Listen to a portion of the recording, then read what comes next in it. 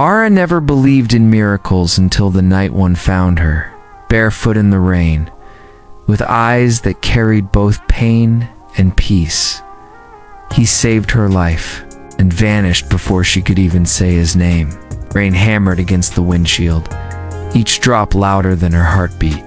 Ara drove through the storm, tears stinging her eyes, her mind replaying the argument she'd had just hours ago.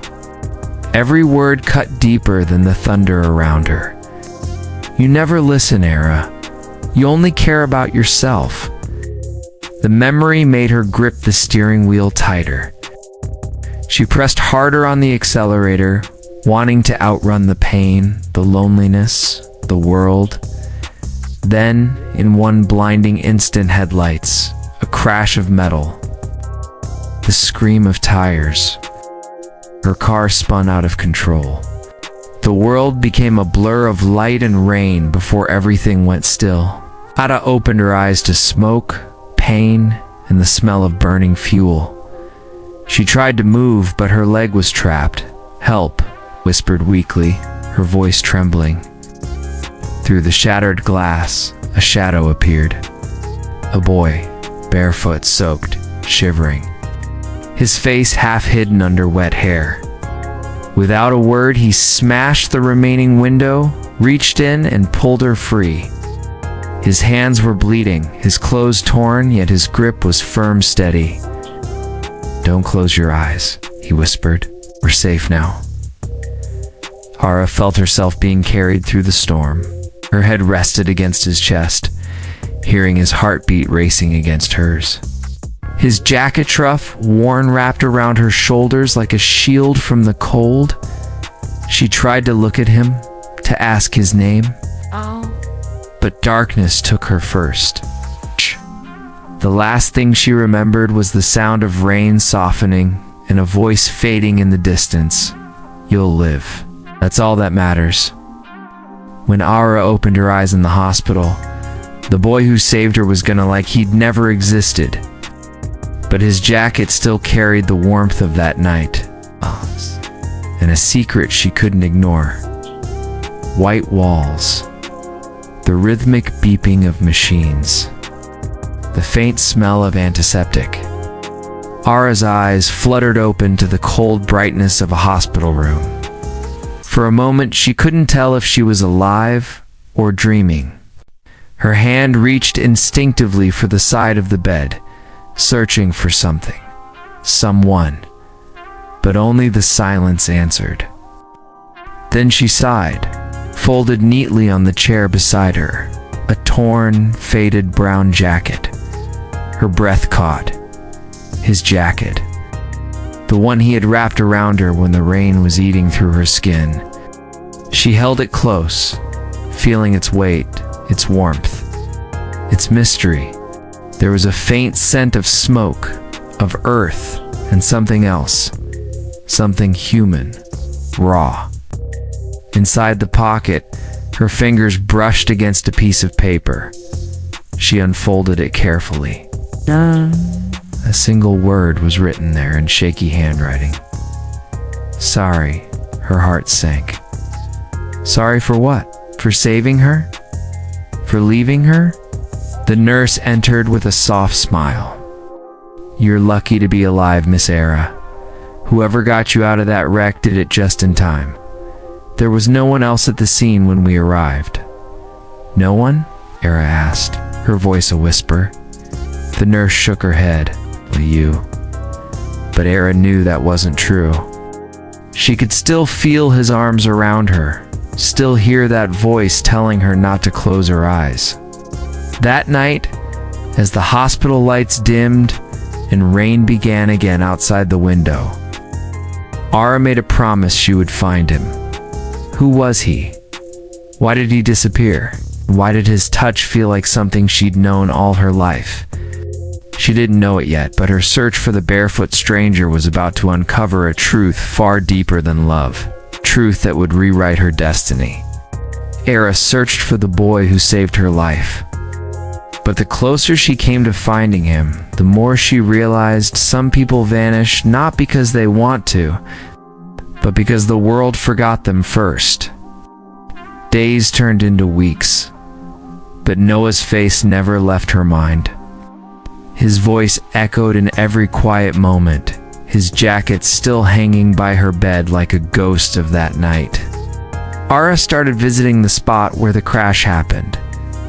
The road was quiet now, the rain long gone, but the air still carried that haunting silence. She asked shopkeepers nearby, police officers, even people on the street, did anyone see a boy that night? Barefoot, dark hair, about my age? Each answer was the same. No one was there, miss. She almost gave up until one evening she saw an old man sitting by the roadside fire. His eyes were tired, but when she showed him the jacket, he frowned softly.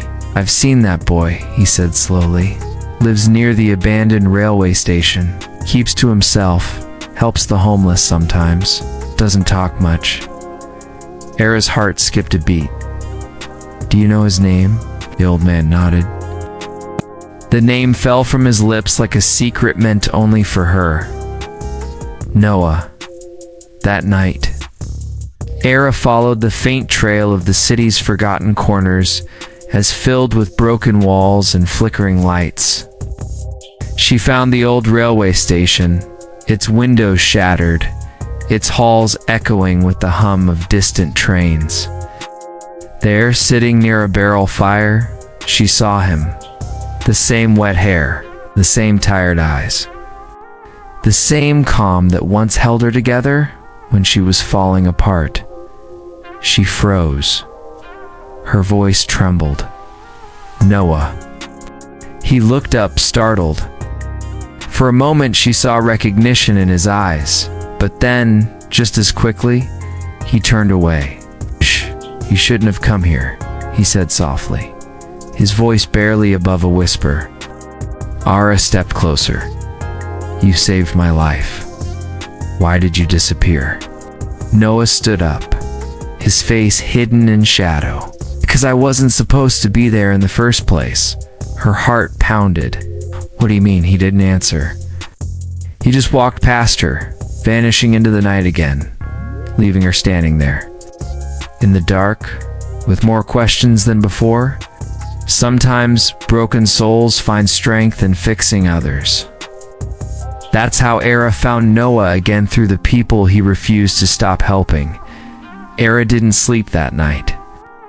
Noah's words, I was in tea, supposed to be there, kept echoing in her head like a riddle she couldn't solve. But she couldn't let him disappear again. The next morning, she returned to the railway station.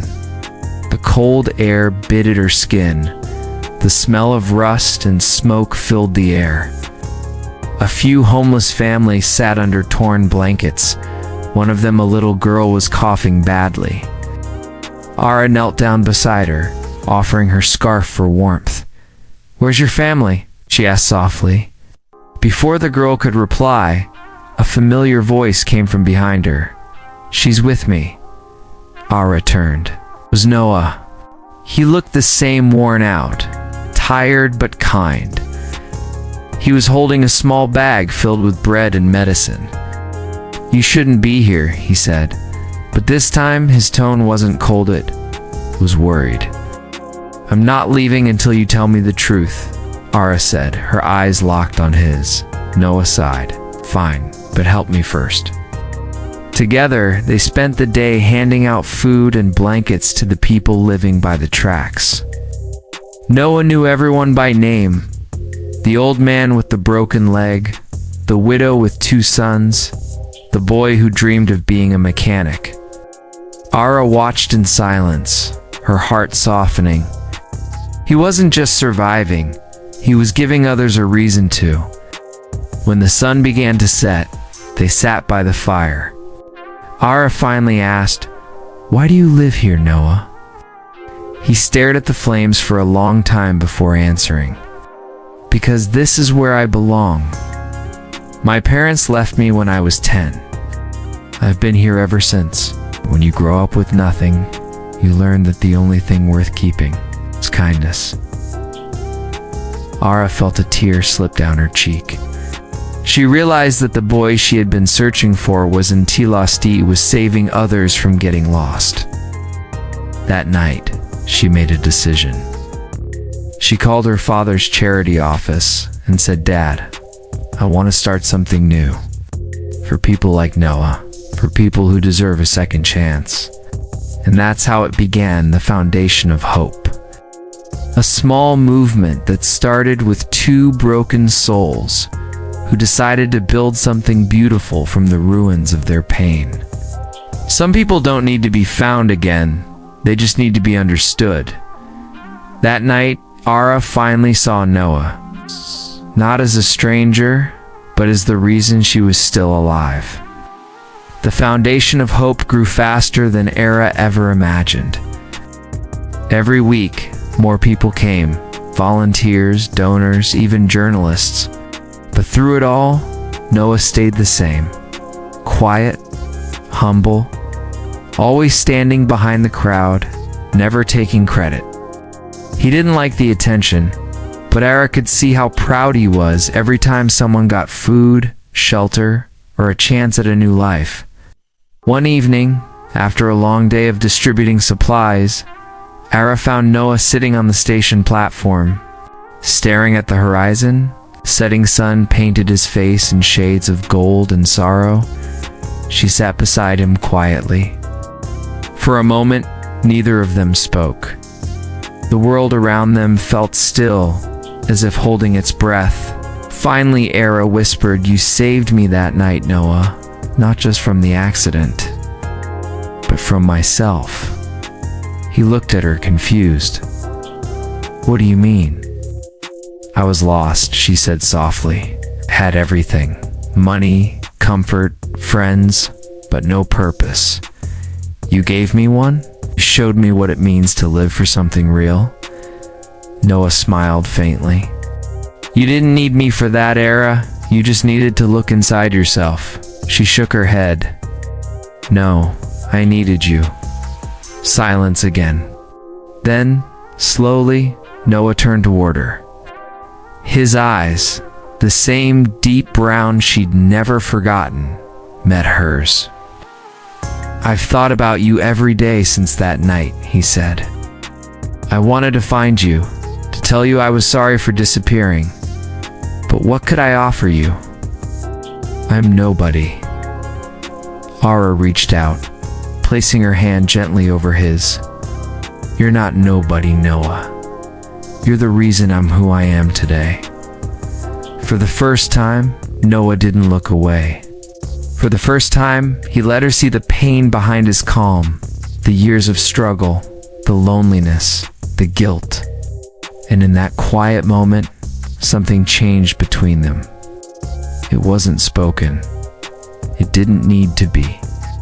It was the kind of connection that didn't ask for promises, only presence. The night grew darker, but neither of them moved. For the first time since they met, neither of them felt lost anymore. Love can survive distance, time, and pain, but not secrets. And Noah's secret was the kind that tore through the heart like a silent storm. The next morning, Ara noticed something strange. Noah didn't show up to the foundation site. His phone was off. No one had seen him since last night. Worried, she went to the old railway station. His corner was empty. The barrel fire was cold. The air felt heavier, almost warning her. Then she saw it. A small folded paper resting on the wooden crate where he usually sat. Her hands trembled as she opened it. "Ara, if you're reading this, I'm sorry. There are things about me you don't know, things I never wanted you to find out. I didn't save you by accident that night. I was there because I caused the crash." The words hit her like lightning. She froze, reading again and again, refusing to believe it. "I was running away. I stole a car. I didn't see you crossing the road until it was too late. I swerved, crashed, and when I saw you lying there, I panicked. I thought I'd killed you. But you were alive. You needed help. So I carried you out, called for help, disappeared. Tears blurred the page. Her chest ached with disbelief and heartbreak. Noah, the boy who saved her, was the same boy who almost destroyed her. She dropped to her knees, her mind spinning. Every memory, his silence, his guilt, the way he avoided her questions, it all made sense now. Hours passed before she finally stood up. Hey. The letter trembled in her hand as she whispered, Noah, why didn't you tell me? That evening, she went to the police station. But before she could say anything, she heard voices from the hallway. 2 officers were talking. Yeah, that boy turned himself in today. Said he's been hiding for years. His name's Noah Carter. Kara's heart stopped. She rushed inside, and there he was. Sitting behind the bars, quiet, calm, with that same sad smile. Their eyes met, and in that instant, words became meaningless. He stood, his hands gripping the cold steel. I couldn't keep lying to you, he said softly. You deserved the truth. Tears rolled down Era's cheeks. You think this changes how I feel? You made a mistake, Noah. You spent every day trying to fix it. He shook his head slowly. You don't understand. Some mistakes aren't meant to be forgiven, but she did understand. Because even though her heart was breaking, she still loved him. No. And that was the hardest truth of all. Sometimes love isn't about holding on, it's about knowing when to let go. And that night, Era learned that even fire can't burn what's meant to stay in the heart. Weeks passed since Noah's arrest. Era visited him whenever she could. Each time, his smile grew fainter, his eyes quieter, like he was fading from the world. But one stormy night, everything changed. Ara received a call at midnight. A trembling voice on the other end said, Miss Ara, there's been a fire at the station. The inmates there trapped inside. Noah, she whispered, already grabbing her keys. The drive felt endless. Flames danced against the sky, black smoke swallowing the stars. Firefighters fought to break the gates as chaos erupted. Era ran forward, ignoring the shouts behind her. Inside the burning prison, Noah's voice echoed faintly through the smoke. Era, stay back. She pushed through anyway, her lungs burning, tears mixing with ash. When she found him, he was helping another inmate, lifting debris off a man who couldn't move. He looked at her with shock and anger. What are you doing here? I wasn't going to lose you again, she cried. He smiled faintly, coughing through the smoke. You were never supposed to find me in the first place. The ceiling above them groaned, threatening to collapse. Noah shoved the injured man toward the exit and turned to Ara. Go, she refused. Not without you. Noah took her hand, pressed it to his heart, and whispered, Then remember me like this, not as the boy who disappeared, but as the one who stayed. Before she could respond, he pushed her out through the broken gate. It's the moment she fell to safety, the building collapsed behind her in a burst of flames. Ara screamed his name, but the fire swallowed everything, the station, the sound, the hope. Hours later, the firefighters declared the blaze under control. They found several survivors, but Noah wasn't among them. All that remained was the small, burnt piece of paper in Era's pocket, his letter. She held it to her chest as the first light of dawn broke through the smoke. And for the first time, she didn't cry, because she knew Noah hadn't disappeared this time. He had simply found peace. Some people leave this world quietly. Their love keeps speaking in every heart they've ever healed. Noah may have vanished from sight, but never from Ara's life. A year passed, foundation of hope had grown beyond anything Ara ever imagined. There were shelters in 3 cities now, volunteers everywhere, children getting food, families getting homes. Every wall carried a single name, Noah Carter. But Aaron never told his full story. She only called him the man who never disappeared. On the anniversary of the fire, Ara returned to the old railway station. It had been rebuilt, cleaner, brighter, alive again. Children ran along the tracks, laughing, painting murals on the walls. She stood quietly, her eyes tracing the new bricks. Remembering the boy who once slept there with nothing but hope in his heart. Then she saw it. A small metal plaque near the entrance. It read, "For those who gave light to others, even while burning." Ara smiled softly, her eyes filled with tears. But this time, they weren't of sorrow, they were of peace. As she turned to leave, a gust of wind brushed past her, carrying a faint sound, the kind of whisper that isn't really a sound, but a feeling. "You did it, Ara." She froze, her heart skipping a beat. The air felt warm for a moment, as if someone was standing right beside her. Ada closed her eyes and whispered back, "I didn't do it alone, Noah."